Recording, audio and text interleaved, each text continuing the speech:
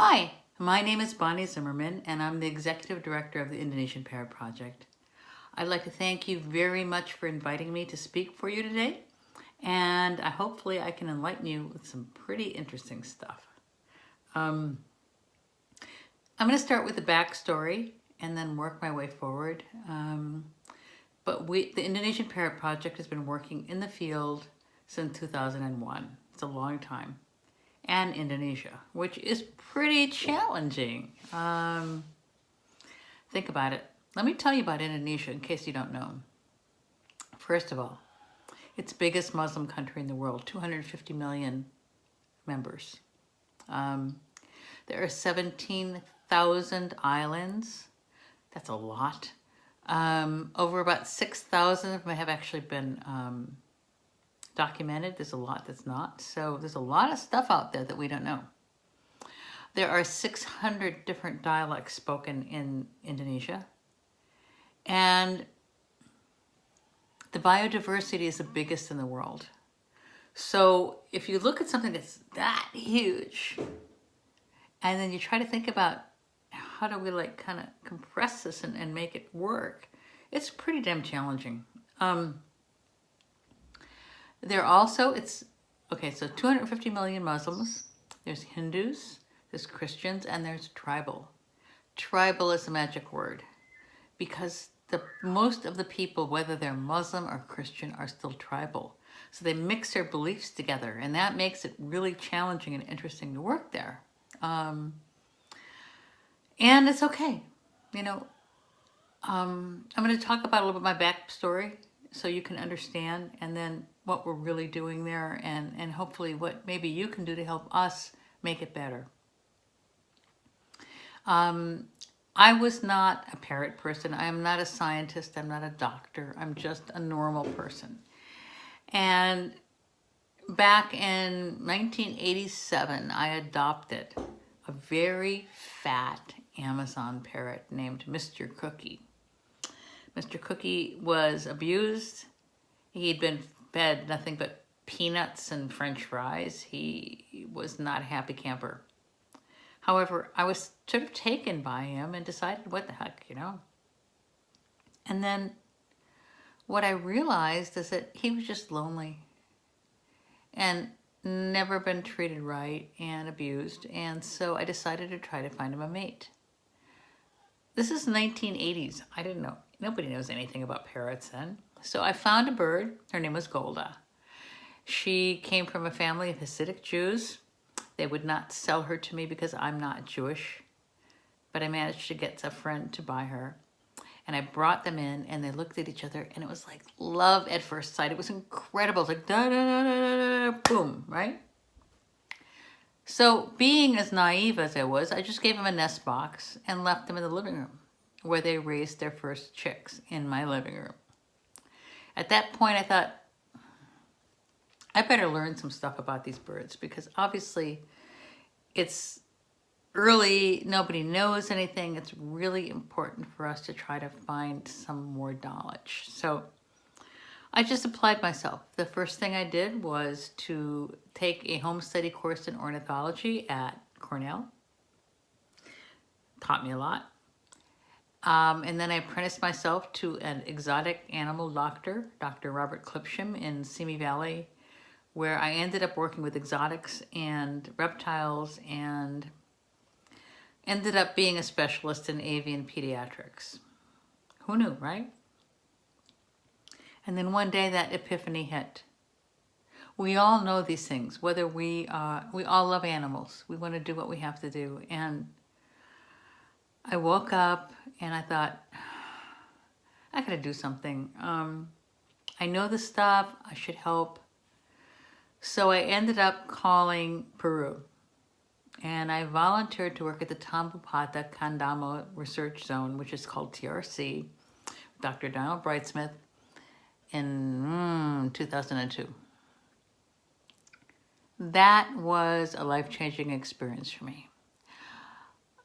I knew what we did with pet parrots, and I understood kind of the breeding thing, but what I didn't understand is that when you see them in the wild, as you guys know, and they fit into their place, It's a whole different thing. So I spent 8 weeks there. It changed me forever. I also realized that the forest and this whole thing of life that we have is just like, God, we need to do this. You know, we need to be part of our environment. And I loved it. And I came home after 8 weeks, completely changed. I realized that being in a place like that changes your internal structure. You know, it's really good. And you know, you're from all over the world and you're doing all kinds of stuff, but I think it's really important that we remember that we're the same. The animals, all of us, we know that.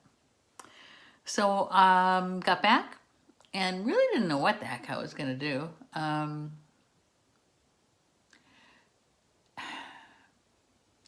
And then I got this call from, well, actually what happened is I founded a nonprofit. And the idea was to study the wild behavior of parrots and then try to transform that into something for parrots in companion bird situations. But before I got that far, I was invited to go to Indonesia by Barbara Maley and Stuart Metz, who founded the Indonesian Parrot Project in 2001. I didn't even know where Indonesia was. I've now been there 22 times. Okay. I went with them. The idea was that they wanted to set up an ecotourism program, and I thought maybe that might be something I'd like to do because I'm kind of nuts. And when I got there and I saw the people and I saw the birds and I saw everything, I realized this is where the work needs to be done. Not South America, not Central America. They have all kinds of programs. We need to do it there. So we established a program, and I started an ecotourism program in 2004 with no experience except, let's just say, I'm not afraid of stuff. So it was like, just, okay, you want to swim there? Oh, I'll check it out, no problem. So our first eco tour was in 2004. And at that point, there had been a confiscation of parrots from the illegal trade from a trafficker. And we were there, we went to see them at the forestry department. There were Moluccan cockatoos, there were red-cheeked parrots, eclectus, and of course, the ever-loving cassowary. You don't want to go there.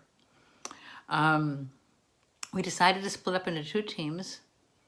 And number 1 stayed and tried to get the birds turned over to us as police evidence, which was done with a gift of a digital camera.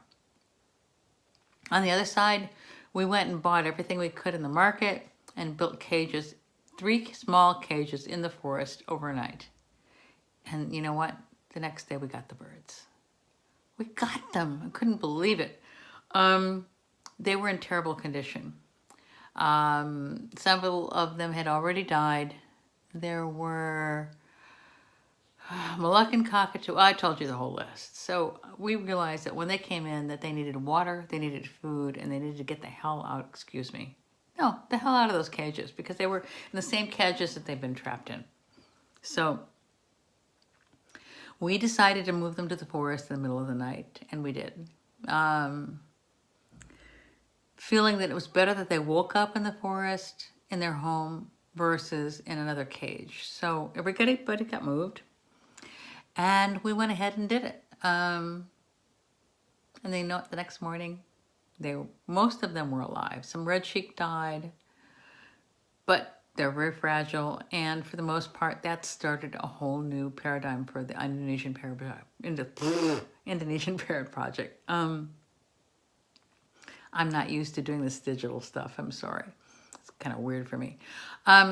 So over 2004, 2005, 2006, 7, 8, and 9, we raised hundreds of thousands of dollars from private donors, and we built one of the best rescue centers ever, rescue rehabilitation, and it was working. It was working really well. But we knew that we were going to have to give it up eventually to the local people. But at that time, I was mentored by Dr. Stuart Metz, who was my best friend and my teacher. And he taught me how to be a scientist, even though I'm just like nobody. It's okay. You can do anything you want. So the protocol we set up was under IUCN and CITES. It was all legal. It was all the right way to do it. And we started working with the birds. As of 2012, we released about 1,200 birds back into the wild, including 250 Moluccan cockatoos. Now at 2018, we're probably another 400 ahead. And it's complicated. It's really complicated. I don't have enough time in 15 minutes to tell you where we're going, but it's amazing. Paradigm has changed. Indonesia has changed. But let's just talk about what we have to do. These birds were either pets, because they get confiscated too if they're endangered, wild, pinioned, injured, sick. And you have to evaluate every case. So the birds come to the facility. We go ahead and do a medical exam and some testing, limited, and then try to decide what we're going to do. They go into quarantine. After 60 to 90 days after quarantine, they're going to go into a socialization cage. If they're approved as a possible wild candidate, they're going to go back into a bigger cage with their friends. And that's what we have to figure out. Can they fly? Can they eat wild food? Will they recognize their predators? Where are they from? Endemism is a really important, probably the most important thing that we do. And endemism means that these birds need to go back where they live. We cannot put them somewhere else. It would be a disaster. It would be a disaster for the birds that live there and the disaster for the birds that are released. So endemism is important. And all that means is that they have to be going back to their own forest. Once we realize that they're wild or not, then we have to separate them out again and to start seeing, can they eat the forest food? Can they do these things? Are they wild? Are they interacting with each other like wild parrots? Sometimes yes, sometimes no. And then the final stage is that we would medically test them again. We would ban them. We will put them into a big, big cage out in the forest and let them be there for about 6 weeks where they have a chance to assimilate. There's no man. And we do what's called a soft release. A soft release means that we're going to open the cage. Everybody's going to be watching, but they're hiding. And if they want to go, they can go. If they want to stay, they can stay. Cockatoos are really smart. Really smart. Smarter than some of my friends. Sorry. And most of them are out in 15 minutes or less. We've released lories. We've released eclectus. We've released white cockatoos. And it's not the message of we're building the copulation. What we're doing is we're building conservation, because when we do these things, it sends a really, really strong message to everyone in Indonesia and everyone in the world that these birds are worth something and they're valuable and they shouldn't be treated as just stuff. So I see my 15 minutes is about to go away. I want to thank you so much. Feel free to email me, info@indonesian.parrotproject. Just go to Indonesian Parrot Project, you'll find me. And I'm excited to answer your questions and do what we can to do together, because you guys and us, we're all the same. We all want the same thing. So my best to you. I feel very honored.